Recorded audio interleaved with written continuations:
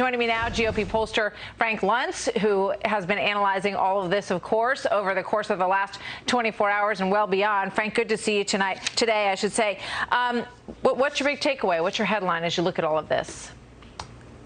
Well, first is that Trump voters are active again and excited again and participating again.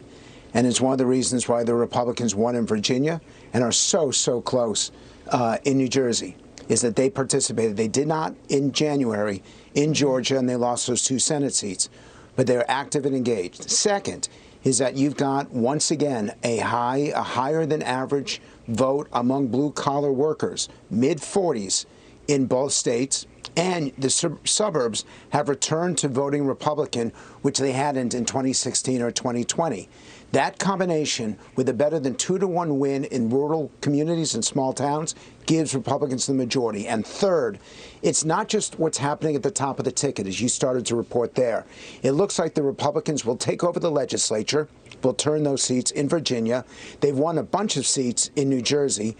That this is not necessarily an embrace of the Republican Party, but it is an absolute rejection of what's been going on in the last year in Washington, D.C.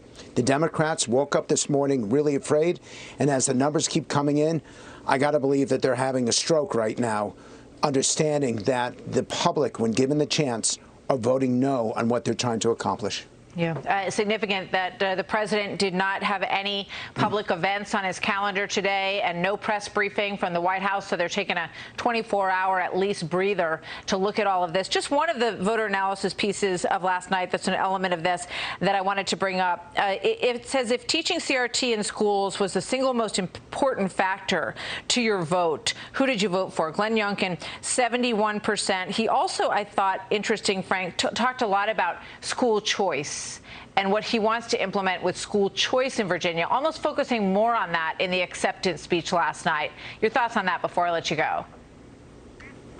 Education's become an important issue, but it's not just about CRT. It's about quality. It's about preparing our children for college, career, and life.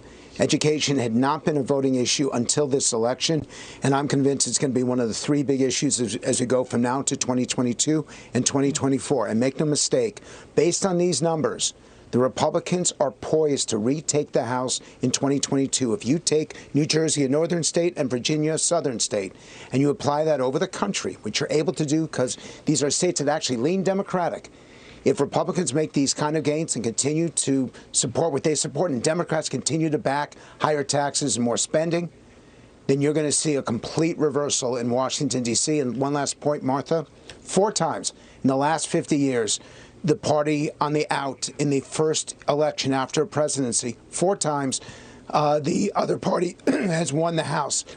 In all 4 times, it's gone from Democrat to Republican, and all 4 times what has happened in Virginia has foretold a Republican majority. Fascinating. Frank, thank you. Always good to see you. Thanks for being here.